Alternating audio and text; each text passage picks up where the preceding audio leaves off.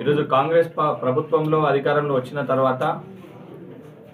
నియోజకవర్గాల వారీగా ప్రతి ఒక్క మున్సిపాలిటీని కూడా అభివృద్ధి చేయాలి, ప్రతి నియోజకవర్గాన్ని కూడా అభివృద్ధి చేయాలి. ఆ నియోజకవర్గాల ఇతర పార్టీలు ఎమ్మెల్యేలు ఉన్న తెలంగాణ రాష్ట్రానికి రేవంత్ రెడ్డి గారు ముఖ్యమంత్రి, కాంగ్రెస్ ప్రభుత్వం తెలంగాణ రాష్ట్రం ఉంది కాబట్టి ప్రజలందరూ కూడా మేము సంక్షేమ పథకాలను అందించాలి, ప్రతి కాన్స్టిట్యున్సీని కూడా అభివృద్ధి పదంలో ముందుకు తీసుకొని వెళ్లాలన్న ఒక ఉద్దేశంతో స్థానికంగా ఉన్న మా నాయకులు అదేవిధంగా మా కాంగ్రెస్ పార్టీ శ్రేణులు అందరి విజ్ఞప్తి మేరకు రాష్ట్ర ప్రభుత్వము జిల్లా ఇన్ఛార్జ్ మంత్రి గారు అదేవిధంగా జిల్లాలో ఉన్న శ్రీధర్ బాబు గారు, పొన్నం ప్రభాకర్ గారు, ముఖ్యమంత్రి గారి ఆధ్వర్యంలో, తుమ్మల నాగేశ్వరరావు గారి ఆధ్వర్యంలో ఈ రెండు మున్సిపాలిటీస్కి సంబంధించి ఏదైతే 30 కోట్ల నిధులు అనేటి కేటాయించడం జరిగింది. కేటాయించిన నిధులపైన ఈరోజు బీఆర్ఎస్ పార్టీ స్థానిక శాసనసభ్యుడు సిగ్గు శరం లేకుండా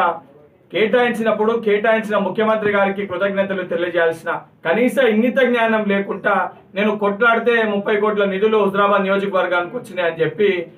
భుజాలు దడుపుకుంటుంటే చాలా హాస్యాస్పదంగా ఉంది. ఇప్పటికన్నా మీ ప్రభుత్వ హయాంలో కాంగ్రెస్ పార్టీ ఎమ్మెల్యేలు ఉంటే మీరు కక్షతోటి ఆ నియోజకవర్గాలకి మీరు నిధులు కేటాయించలే. ఈరోజు ఏ పార్టీ ఎమ్మెల్యే ఉన్నా తెలంగాణ ప్రజల సంక్షేమం కోసం ప్రజాప్రభుత్వం పనిచేస్తుందనే దానికి నిదర్శనం హుజరాబాద్ లో టీఆర్ఎస్ పార్టీ శాసనసభ్యుడు ఉన్నప్పటికీ కూడా ఇక్కడ ప్రజలకి సౌకర్యాలు కల్పించాలని ఒక దృఢ సంకల్పంతో మా కాంగ్రెస్ శ్రేణుల విజ్ఞప్తి మేరకు 30 కోట్ల నిధులు ఈ రెండు మున్సిపాలిటీలకి కేటాయించడం జరిగింది. ఇప్పటికన్నా కౌశిక్ రెడ్డి పిచ్చోన్ లెక్క మాట్లాడు బంద్ చేసి ఏదైతే నియోజకవర్గ ప్రజల సమస్యల పైన వారి యొక్క సమస్యల్ని ప్రభుత్వ దృష్టికి తీసుకొని వస్తే తప్పనిసరిగా పరిష్కరించడానికి ప్రభుత్వం సిద్ధంగా ఉంది. కానీ ప్రభుత్వం పరిష్కరించడానికి సిద్ధంగా ఉన్నప్పటికీ కూడా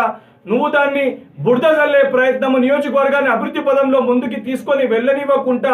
ఏదైతే నా కొట్లాట వల్లనే వచ్చింది, నా వల్లనే వచ్చింది, నా అని చెప్పుకునే ఒక క్రమంలో హుజరాబాద్ నియోజకవర్గ ప్రజలని ఇబ్బంది పెట్టే ప్రయత్నం చేస్తున్నావు. నీ వైఖరి మార్చుకోకపోతే, నీ వైఖరి ఇదే రకంగా ఉంటే హుజరాబాద్ లో ప్రజలు చాలా చైతన్యవంతులు, ఇక్కడ యువకులు ఏదైతే ఆవేశపరులు, నీ యొక్క వైఖరి మారకపోతే రేపు పొద్దున నువ్వు నియోజకవర్గాల్లో పర్యటిస్తే నేను చెప్పులతోటి, గుడ్లతోటి, టమాటాలతోటి ప్రజలు కొట్టి హుజరాబాద్కి నిలగొట్టే పరిస్థితి ఏర్పడుతుందని చెప్పి స్థానిక శాసనసభ్యుడు కౌశిక్ రెడ్డిని హెచ్చరిస్తున్నా.